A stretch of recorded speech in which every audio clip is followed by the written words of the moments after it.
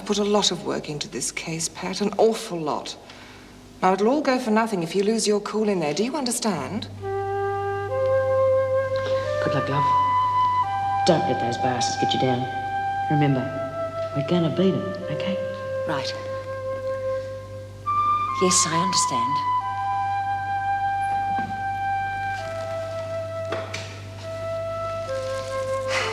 Well, kids, here we come, eh? Mummy said I could. She did not. Now stop that or I'll take it. Will you stop it?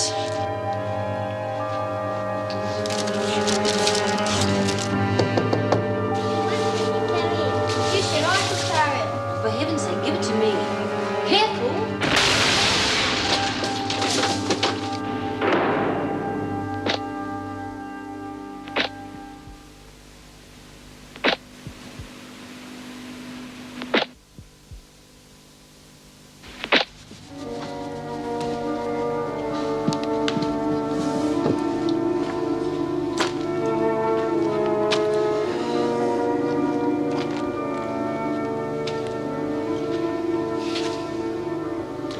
Anything?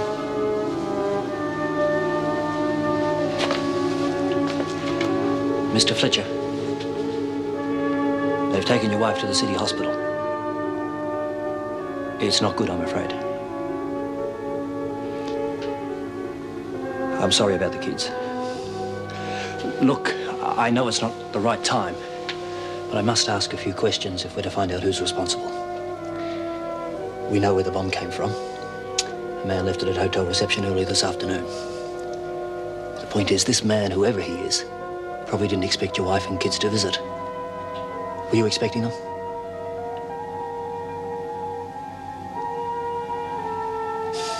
Then obviously the bomb was meant for you.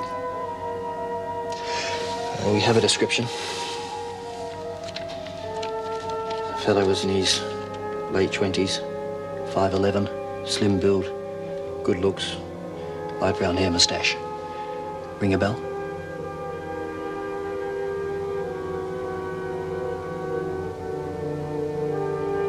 Yes, it does.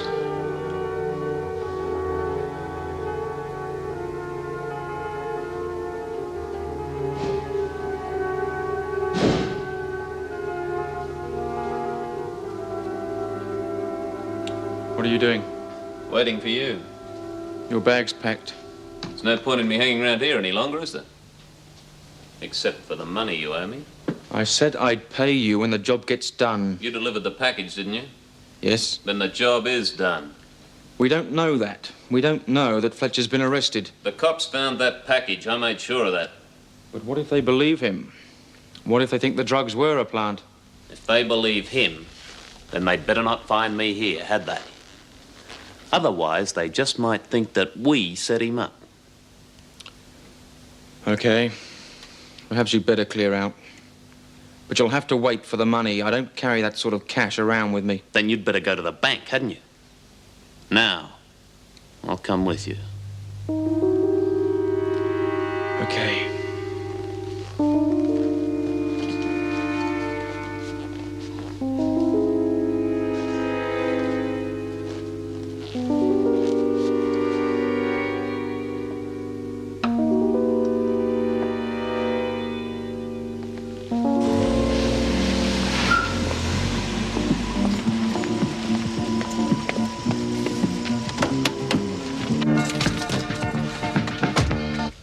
Stand the radio on when I'm being driven, it distracts me. Look, whose bloody car is this? Just drive.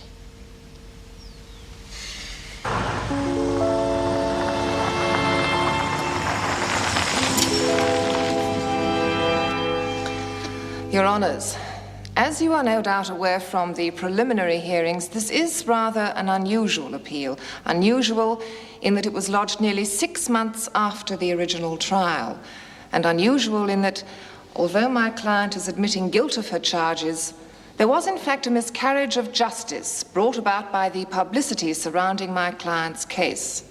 Publicity which alienated my client, but which in any humane society should have engendered a great deal of sympathy for her. Miss Saunders, I hope you're not intending to give the court a lesson in sociology. No, Your Honor. I'm hoping the court will give me a lesson in justice. Then perhaps you'd get on to the subject of your evidence and give us that opportunity. Yes, Your Honor, thank you. In very concise terms, the facts of the case are these. All the charges laid against my client arose directly from her desire to protect her eldest son, a desire that I'm sure any parent will understand. In Mrs. O'Connell's case, this desire had tragic consequences. Subsequent to her most recent trial, her eldest son hanged himself. Not that we are here to condone the crimes committed by Mrs. O'Connell's son. We do hope to prove, however, that it was the publicity surrounding these crimes which caused my client to receive so severe a sentence. Mrs. Davidson, I thought perhaps you'd like to know. The women have decided to continue with the drama group. The women or B. Smith? Oh, every group needs its leader. Bye-bye. Mr. Pierce, come in, would you, please? Mr. Reed tells me he left you alone with B. Smith earlier today. Oh, not exactly. We were in his office when he went to get some coffee. We both know that is not the reason why he left the room. Mr. Reed believes the end justifies the means. He breaks the rules when it suits him. Sometimes it works, sometimes it doesn't. But he can afford to take chances. I'm not so sure you can. Mrs. Davidson, I'm just here to run a drama group. I know why you are here, but I'm not sure you know what you are letting yourself in for. Do you know why B. Smith is in here? Murder. Double murder. Her husband's lover, then her husband, several years apart. B. Smith is a passionate woman, and she holds grudges. If you're going to make deals with that sort of woman, Mr. Pierce, I think you should be aware of the dangers.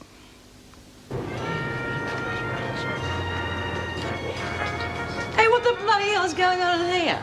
Having a smoke, eh? Yeah, we'll get on with it. I want this lot finished today. We got plenty of time, B. We haven't. Because we're starting the drama group again tomorrow. How come? Because I said so. I thought you'd lost interest. Yeah, well, I changed my mind. Oh, B, 1 minute you tell us to do one thing and the next minute... The police have now released the names of the victims. They are the wife and the children of a prison officer at the Wentworth Detention Centre, Mrs. Leela Fletcher, and her 2 children.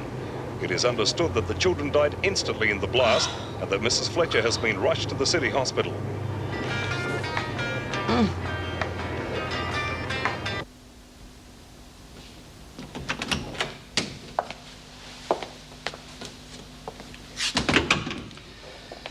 Mr. Fletcher? Yes, Doctor. How is she? Not good, I'm afraid. We'd like you to sign an operation release form. Yes, of course.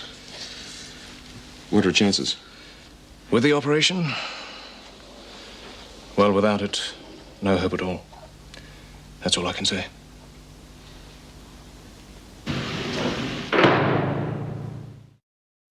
Your Honours, Dr. Miller is a professional man, a respected member of society, who has worked in close contact with criminal elements.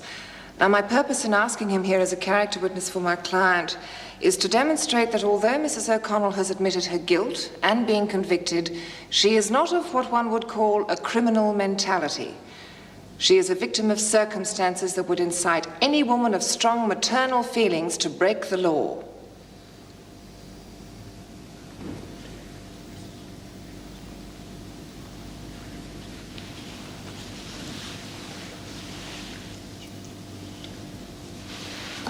Very well. Proceed. Thank you, Your Honour. Dr. Miller, did Mrs. O'Connell's behaviour alter at any time during your period at Wentworth? Well, no. Dr. Miller, Mrs. O'Connell's prison record shows that on one occasion she attacked you. Is this correct? Yes, Your Honour, but only under great stress.